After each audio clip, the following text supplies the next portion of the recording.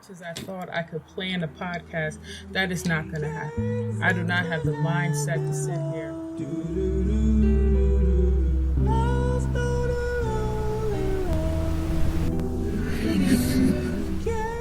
Chop up block for block how I'm going to tell you about weight loss and weight gain.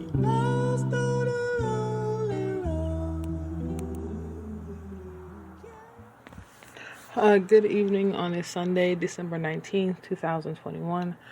The time is 11:15 p.m. and I am at home resting. So I told you I wouldn't record for a couple of days and I didn't because I had to have a filling fix. The thing kept coming out. And this is the third time I had to get the same filling refilled within this year, since March of this year. This is the third time having the same filling fixed. And what I was told by my doctor is I grind my teeth. Whether it's eating or in my sleep, I grind my teeth. And 9 times out of 10, the agitation from grinding that area is going to loosen the filling and it's going to come out. Now, I haven't had, I think was it the first one? The first time when I had to have the cavity fixed, it was not a good experience. They had poked, I guess when they went to go cut into the tooth, there was some like blood back up and like, cause it was bleeding, the cavity was bleeding, and she literally it had to bleed out. Like I was sitting there with the thing in my mouth, pulling blood out of my mouth, because there was like blood pushed up against the nerve. It was insane. It was one of the most intense cavity fillings I've ever had in my life. But I digress. The second time wasn't so bad, but the Novocaine, it acted like it didn't want to work. And she had to go in almost 3 times in the same spot, just so, because I kept feeling pain as if she didn't put any Novocaine at all. But this time, for some reason, it was pain-free. There was no anxiety of, sometimes when you're about to get a shot, you get anxious and you're nervous before it even happened. I didn't feel that at all. I was ready, and I got on the table and she numbed me up and she put the needles in. I felt the pinch, but it wasn't uncomfortable. She came right in. She drilled a little bit and she put the new filling in and she did her job, and it was easy peasy. There was no issue. There was no excess bleeding. There was nothing. I was happy for once. I was like, oh my God, this isn't gonna, whack me around for 2 or 3 days. And the numbness, like normally the numbness would take me the whole day before the numbness went down. But literally 2 hours later, the numbness had gone away. I was really happy. Really, really happy. So I have to wait till tomorrow so I can find out some other stuff I gotta do. But so this Omicron variant of the COVID. I'm sorry, I keep nibbing my nails. I'm a little nervous talking about it. So it's shutting down things on its own. They're closing down theaters and shows. They're just taking these things away. I mean, you introduce people to, stuck in their house for a year, then you let them out and they're breathing the fresh air, then all of a sudden that same freeing feeling is in danger again. And they're trying to hustle people back indoors. I don't know what that's all about. I'm going to keep reading up on it. And this is an honest question. Do you think people who don't have a college degree should get a check from the government and the amount of a college degree instead? Do you think people, they can buy that section of their brain from them? Like if I give you $38,000, you promise me you'll never go to school and this part of education will never be accessible to you. How many people do you think will submit to it? How many people who didn't go to college will say, give me the 38,000, I'll flip it 5-10 ways and I'll be rich forever? I don't know. I just graduated from college 2 years ago, so I'm just like, I'm not even in that boat anymore. I can't even contemplate that possibility. But could you imagine such a thing? Oh my goodness. I've had, let me count, 1, 2, 3, 4, 5, 6 deaths in my family in the past 2 months. 6, not 2 months, literally month and a half. 6 family members in my family have passed away. It seems like it's just been one after the other, like 1 week almost.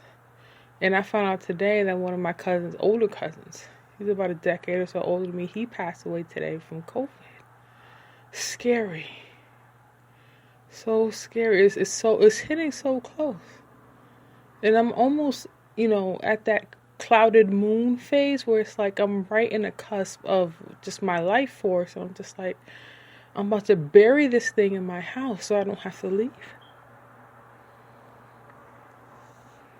Not that I'm disconnecting. I can always connect to you guys through social media. But personally, like I used to, it's just, my body isn't even worth the time. And believe me, I love my body. I love it from head to toe. But me being around you, is it even worth it? Will it even matter? One thing that has been happening, I've been having small material manifestations, property manifestations of this freeing spirit of the practice I've been in for the past 20 years. I keep getting this energy that I keep seeing this like I'm going to leave it alone for good.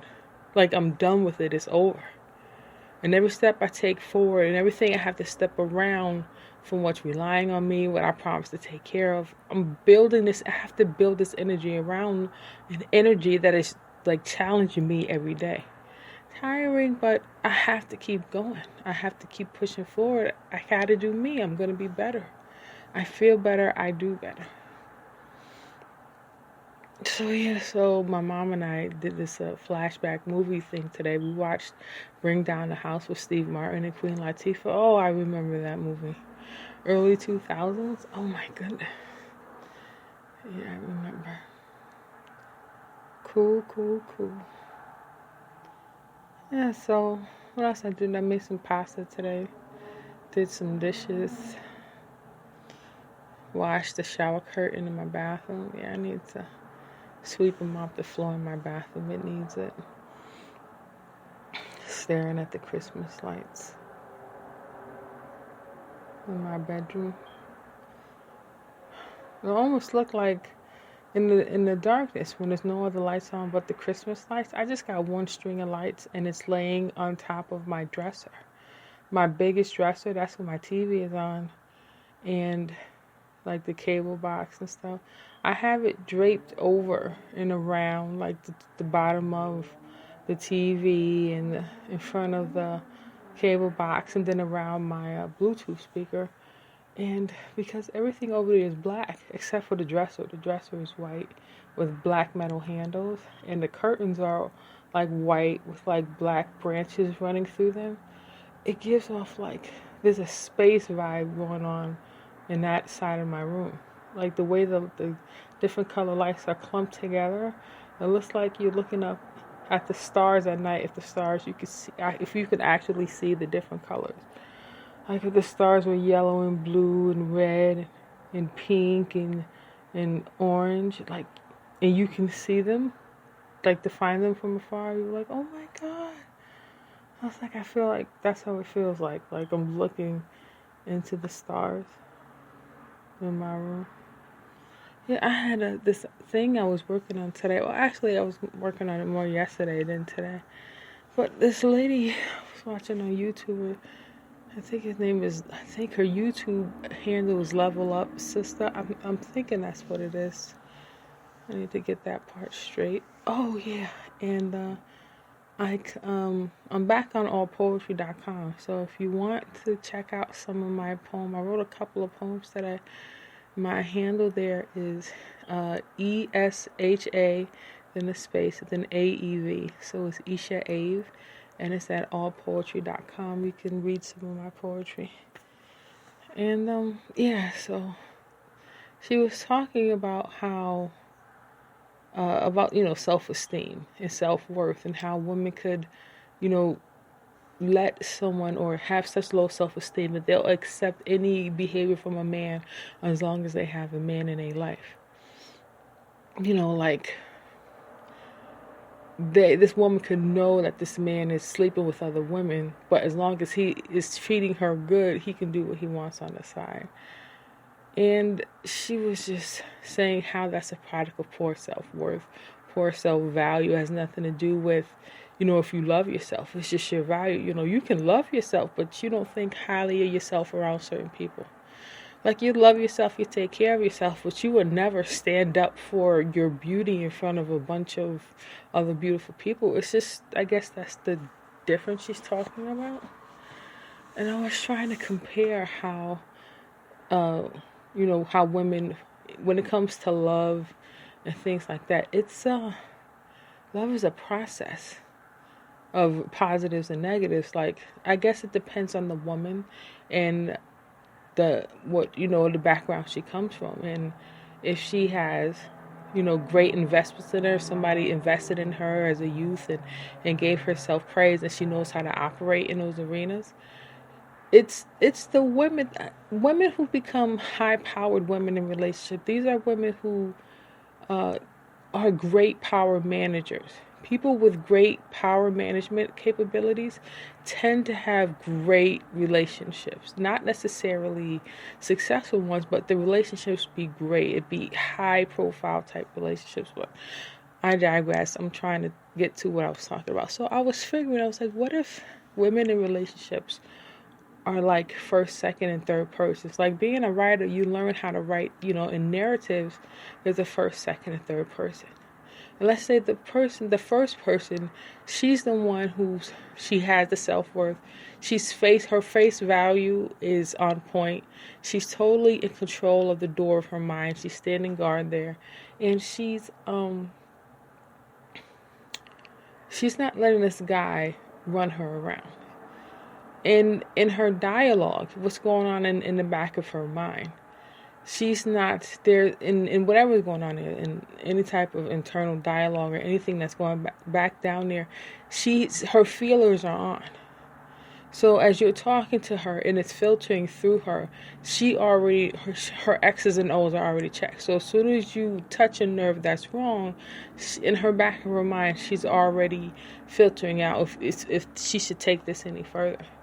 But let's say a woman who's been damaged might be in the second or third person. This woman she's lost face value. So the space where she should be up front is pretty much at the whim of whoever's in control at the certain time. A lot of times, if a musician is hot, that type of social consciousness would be there instead of her being up front with her feelings. That'll be playing there. And I'm guilty of this myself.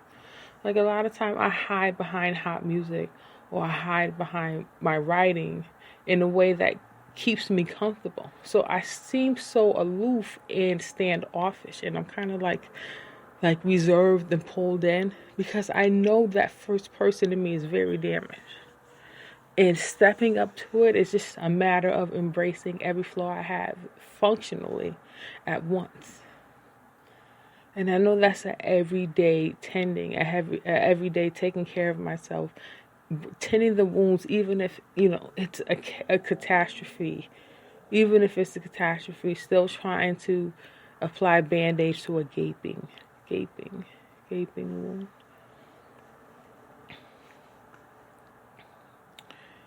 You think about, women who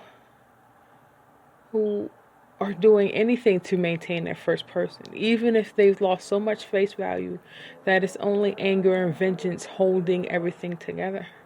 And they're just like a ticking time bomb, because they refuse to, the jealousy in them won't allow themselves to fall back to a second or third place, even if literally that's where they're operating from. And everything they're talking about is a lie, it's a facade, it's all on the opinions of others, it's all about how others view this person. And in anger and in jealousy of everyone who doesn't have to try as hard, and her having to be like 3 times as hard and perfect, she's just a walking ruining thing. And in the attitude of women who seek bad boys, or a man who's looking for a good woman but only finds the bad, sassy ones, there's an interconnection there I'm trying to figure out, where it's not that a woman likes a bad boy, but right there in the first person, right there where